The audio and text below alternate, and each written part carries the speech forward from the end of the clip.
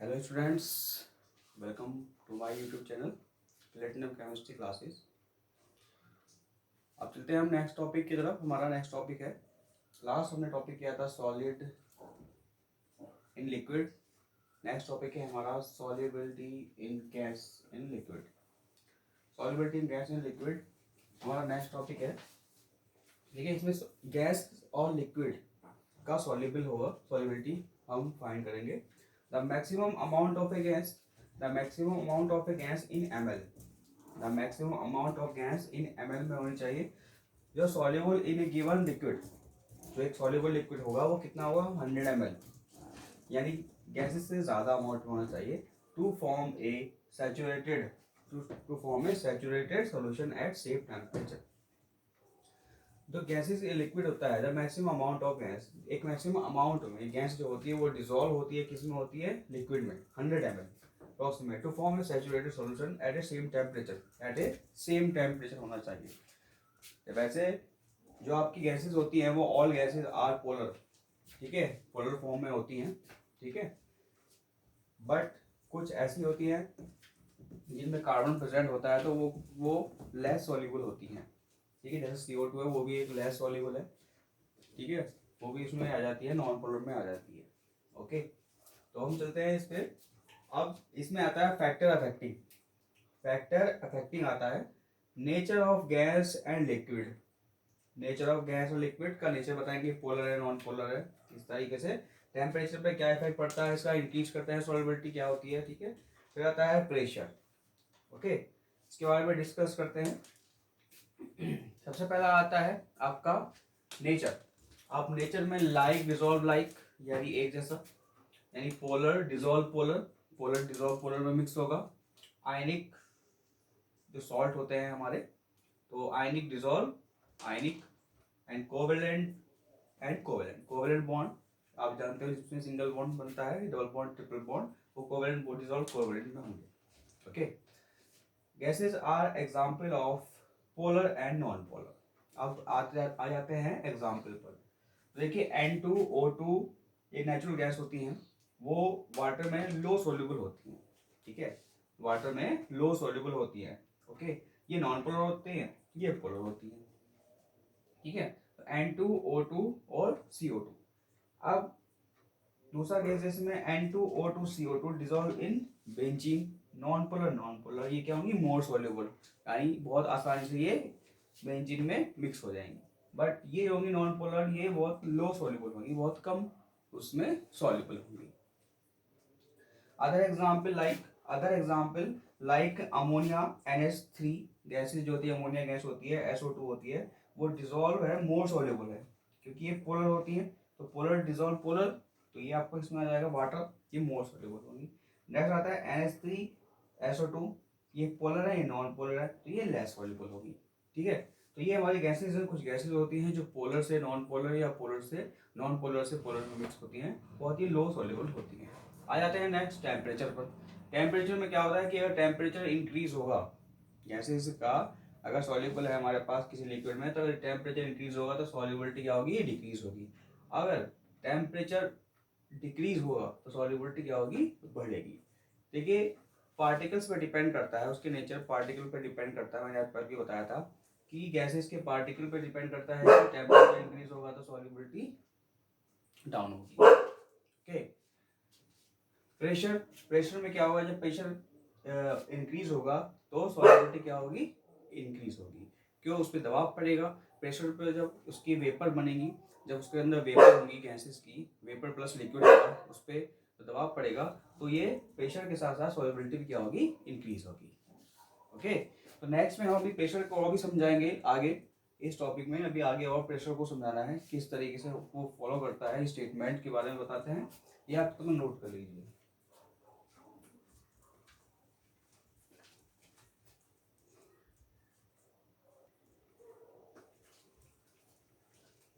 चलिए आगे चलते हैं। अब आ जाते हैं हम प्रेशर पर। देखिए बच्चों, गैसेस लिक्विड का एक मिक्सचर, एक फॉर एग्जांपल समझ सकते हो आप कि कोक की जो बोतल होती है, कोक की जो बोतल होती है उसमें कार्बन डाइऑक्साइड क्या होती है, सॉल्युबल होती है। तो देखिए इसमें क्या होता है, जब हम उसको कोक को एक अगर हम 2 कोक लेते हैं, एक नॉर्मल लेते हैं, एक लेते हैं हम फ्रीजर से निकली हुई बॉटल, तो दोनों में डिफरेंट क्या होगा कि जो हमारी फ्रीजर वाली बॉटल होगी उसमें को अगर हम ओपन करेंगे तो उसमें जो CO2 गैस होगी वो एकदम तेजी के साथ बाहर निकलती है, तेजी के साथ बाहर निकलती है, यानी कि टेम्परेचर क्या हो गया इंक्रीज, तो सॉल्युबिलिटी भी क्या होगी उसकी, सॉल्युबिलिटी मैंने बताया वो क्या होगी उसकी इंक्रीज होगी। ओके, तो अब आते हैं यहाँ पे pressure increases soluble will be also increase, pressure increase soluble will be also increase। मान लीजिए हमारे पास कोई एक कंटेनर है, उस कंटेनर में वाटर और गैसेस के पार्टिकल्स हैं, ऊपर से पिस्टन लगा हुआ है।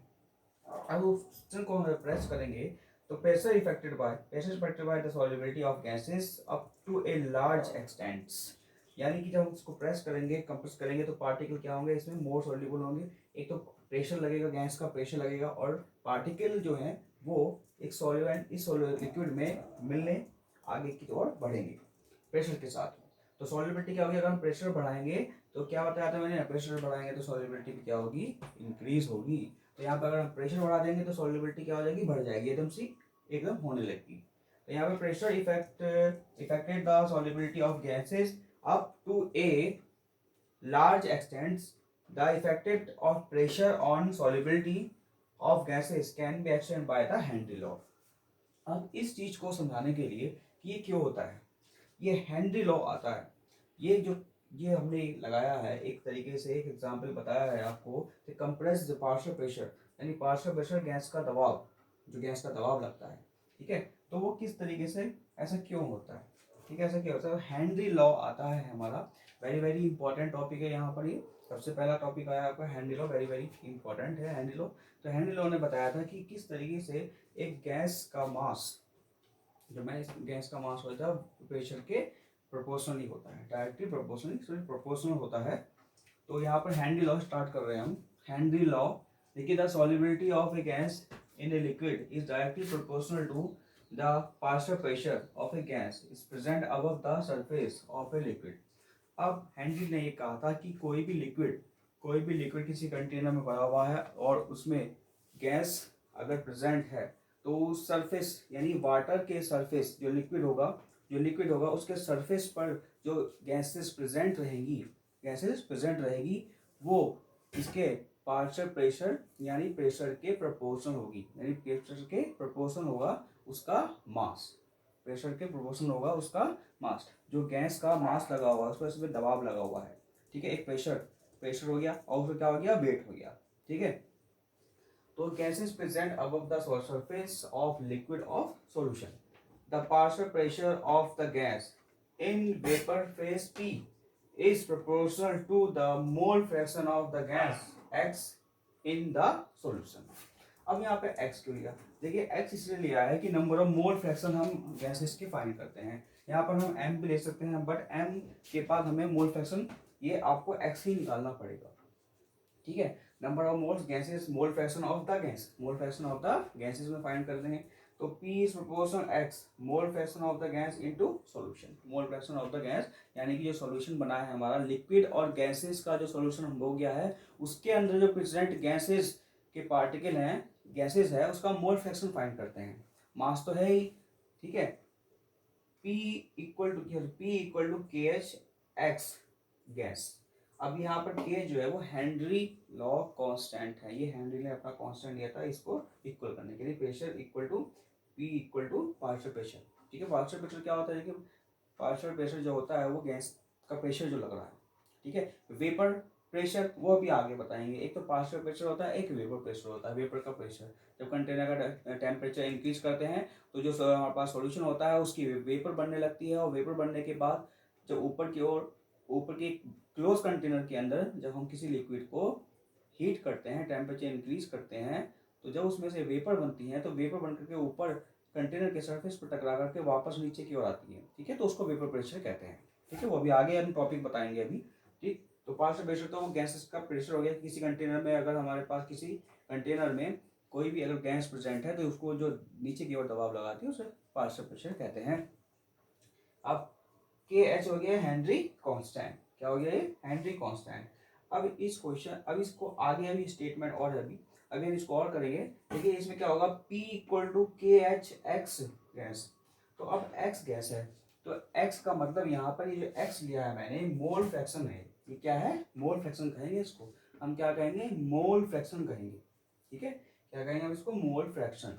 अब मोल फ्रैक्शन जो है हमारे पास, जो आपका लिक्विड है और वो गैस है, तो लिक्विड और गैस में जो गैस का है तो मोल फ्रैक्शन निकालेंगे, तो हम इसका मोल फ्रैक्शन फाइंड करेंगे। आप लोग जानते हो अच्छी तरीके से कि मोल फ्रैक्शन इक्वल टू क्या होता है, Na upon Na plus Nb, यानी number of moles of solute upon total number of moles. आइए समझ में नहीं, ठीक है। यहाँ पर x जो है मोल फ्रैक्शन है, क्या है, mole fraction of gas in to solution. मैंने यहाँ पे x से शो कर दिया है इसको, आप इसको साइज जो होता है वो डिजाइन उससे भी कर सकते हो, बट यही सही है, ठीक है, x।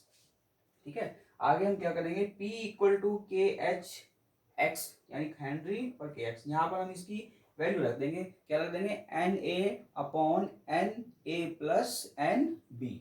Okay, N A upon N A plus N B. Unit आप लोग जानते हो कि नंबर ऑफ मोल्स क्या, sorry mole fraction equal to क्या होता है, number of moles upon number of moles of solute upon number of total number of moles. Okay, तो अभी हम यहाँ देखो आगे करते हैं, इतने आप ये नोट करिए।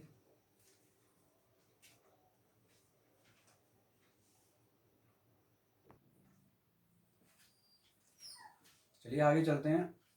x is the mole fraction, x is the mole fraction, मैंने आगे बताया था आपको कि उस क्वेश्चन में, तो x is the mole fraction है। तो p equal to K H X, p equal to K H X, इसको हम a मान लेंगे। अब यू नो डैट हम जानते हैं कि मोल फ्रैक्शन, मैंने आपको बताया था अभी ओरल में कि mole fraction X A equal to N A upon N A plus N B. हमने अभी मोल फ्रैक्शन आपको पीछे कराया था टॉपिक, तो उसमें आपको mole fraction equal to X A equal to N A upon N A plus N B ना, मोल फ्रैक्शन निकालते हैं जब सॉल्यूट ए के लिए। तो यहाँ पर हमारे पास क्या है, गैसेस है, सॉल्यूट क्या हो गया, गैस हो गया, क्योंकि हम लिक्विड में मिला रहे हैं। एक 100 ml है, तो 100 ml में 5 ml हम गैसेस मिला रहे हैं, तो आपका सॉल्यूट क्या हो गया, गैस हो गया।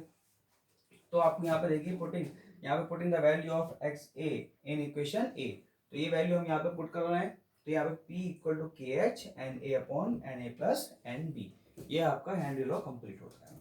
ओके, अब इसमें हम कुछ क्वेश्चन करेंगे, ठीक है। क्वेश्चन में देखिए, क्वेश्चन इंपॉर्टेंट है, इसके क्वेश्चन आता है कब, 2 मार्क्स का क्वेश्चन आता है इसका।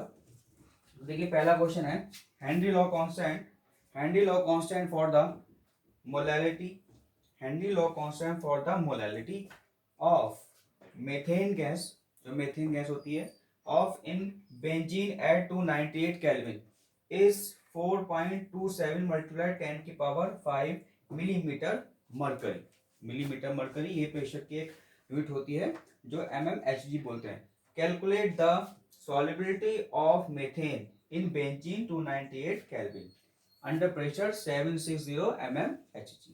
तो इसमें कह रहा है कि Henry constant, Henry law constant for the molality of methane, methane gas है जिसकी जो मोलैलिटी है ये बेंजीन एट 298 केल्विन पर, टेम्परेचर तो यहाँ पर क्या रहेगा, कांस्टेंट टेम्परेचर माना जाएगा, टेम्परेचर की कोई भी यहाँ पे वैल्यू नहीं है, हम पुट करेंगे किसी इसमें इस क्वेश्चन में। ओके, तो के एच जो हो गया आपका हेनरी हो गया, ये Henry law constant for the molality of methane, Henry law constant of molality of methane in benzene, जो मेथेन और बेंजीन का मिक्सचर है उसमें जो हेनरी लॉ कांस्टेंट की वैल्यू है वो 4.27 मल्टीप्लाई 10 की पावर 5 mmHg है। Calculate the solubility of methane, हमें मेथेन की सॉल्युबिलिटी यहाँ पर पता लगानी है। तो देखिए इसमें के एच इक्वल टू क्या हो गया, और ये आपका दे रखा है प्रेशर, तो के एच इक्वल टू 4.27 मल्टीप्लाई 10 की पावर 5 mmHg, और प्रेशर दे रखा है 260 mmHg, जो पार्शियल प्रेशर लग रहा है उस मेथेन का। तो अकॉर्डिंग टू हेनरी लॉ, तो P equal to K H, P equal to Henry constant, और एक्ट क्या हो गया, मैंने मान लिया CH4 यानी मेथेन। तो CH4 मेथेन, मैं इसको यहाँ पर के एच को नीचे ले गया, P अपॉन के एच, इसमें मैंने वैल्यू 760 mmHg दोनों वैल्यू पुट करके ये आ गया आपका number of mole fraction, sorry mole fraction ये आ गया आपका मेथेन का मोल फ्रैक्शन 1.78 मल्टीप्लाई 10 की पावर -3। तो hence mole fraction of methane in benzene XCH4 equal to 1.78 10 की पावर -3। 10⁻⁻3। ये आपका मोल फ्रैक्शन निकल गया कि सॉल्युबिलिटी निकल गई आपकी। ठीक है, अब आते हैं नेक्स्ट क्वेश्चन पर, very very important. H2S gas is a toxic gas, ये जहरीली गैस होती है, विद रोटन एग लाइक, सड़े हुए अंडे जैसी स्मेल जो आती है, is use for the qualitative analysis is if the solubility of H2S in water at STP standard temperature pressure पर क्या है 0.195 m। Calculate Henry law constant. अब हमें इसमें हेनरी लॉ कांस्टेंट फाइंड करना है। तो देखिए हेनरी लॉ कांस्टेंट फाइंड करने के लिए क्या है, देखिए सबसे पहले हम देखेंगे इसमें जो हमारे पास ये वैल्यू दी है ये m है, तो स्मॉल m किसको शो करेगा, अब वो पीछे अभी कराया था हमने मोलैलिटी, क्या कराया था मोलैलिटी, तो यहाँ पर ये मोलैलिटी दे रखी है, क्या दे रखी है मोलैलिटी दे रखी है। चलिए इसको क्वेश्चन को करते हैं हम। तो देखिए इसमें वी नो डेट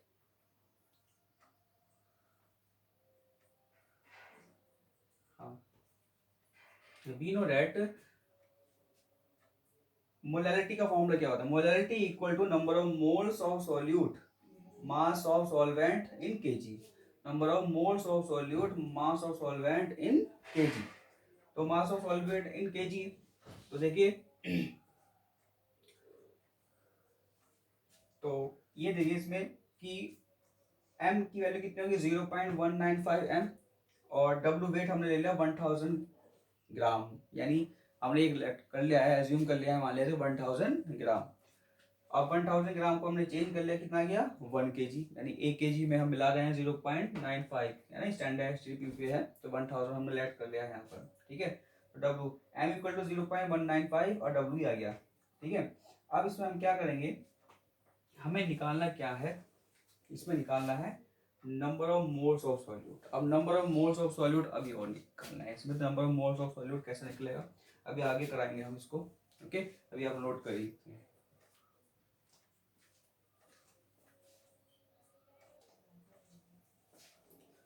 चलिए आगे क्वेश्चन है, देखो हमारा ये हमारा क्वेश्चन था, अभी हम यहाँ पर आए थे। इसमें आप ये नोट कर लेना, यहाँ पे गिवन वैल्यू दे रखी है P इक्वल टू 0.987 बार, और ये हमने यहाँ पर नोट कर लिया था m इक्वल टू 0.195 m और w इक्वल टू 100 ग्राम। तो इसको मैंने लेट एज्यूम किया करना कि हमारे पास जो 0.95 जो आपके मोल्स हैं वो डिजोल्व किसमें 100 इसमें, इसका मतलब यही हो गया 1 kg है ना। अभी देखिए आगे चलते हैं, इससे आगे ये मोलैलिटी क्या होती है, मोलैलिटी को नंबर H2S और W इन kg। ठीक है, ये आगे मोल्स मोलैलिटी जो आगे 0.195 इक्वल टू NH2 1 और ये आ गया NH2S 0.195 मोल्स, यानी कि 0.995 मोल्स जो डिजोल्व है किसमें 1000 ग्राम वाटर में। ओके, अब यहाँ से हमने N की क्या निकाल लिया, हमने नंबर ऑफ मोल्स फाइंड कर ले। अब वाटर के नंबर ऑफ मोल्स और निकालने होंगे, क्योंकि हमें फिर क्या करना होगा, उसमें से किसकी वैल्यू निकालनी होगी x की, यानी मोल फ्रैक्शन की वैल्यू निकालनी है अभी ना। हमारे पास जो मोल फ्रैक्शन है H2S गैस है, तो उसका हमें मोल फ्रैक्शन निकालना है। तो यहाँ पे गिवन वेट ये आ गया 100 ग्राम, तो मोलर मास ऑफ वाटर 18 ग्राम पर मोल, और NH2O इक्वल टू 1000/18, तो ये आ गया 55.55। अब टोटल नंबर ऑफ मोल्स, तो NH2S प्लस NH2O ये दोनों को ऐड करके मैंने आ गया 55.745। अब यहाँ पर अब यहाँ पे मोल फ्रैक्शन निकालेंगे, तो mole fraction H2S equal to NH2S upon NH2S plus NH2O, यानी कि टोटल नंबर ऑफ मोल्स, तो 0.195 अपॉन 55.7 ना हो जाएगा 5 हो जाएगा, पॉइंट है 745, तो H2S equal to 0.0035 according to Henry law. तो PH2S equal to KH multiply X H2S, तो STP पे आप प्रेशर की वैल्यू दे रखी है, STP पर 0.987 बार होती है, यहाँ पर ये गिवन वैल्यू क्वेश्चन में दे रखी है, तो 0.98 बार ये के, यहाँ से मैं ये वैल्यू नीचे ले आऊँगा इसके, तो यहाँ से ये कैंसिल आउट, ठीक है, पॉइंट से यहाँ से कैलकुलेशन आ जाएगी, कितनी आ जाएगी KH इक्वल टू 282 बार, 282 बार, तो हेनरी लॉ कांस्टेंट की वैल्यू आएगी 282 बार आएगी। ओके, तो ये क्वेश्चन कंप्लीट होता है। ओके, नोट करिए नेक्स्ट टॉपिक।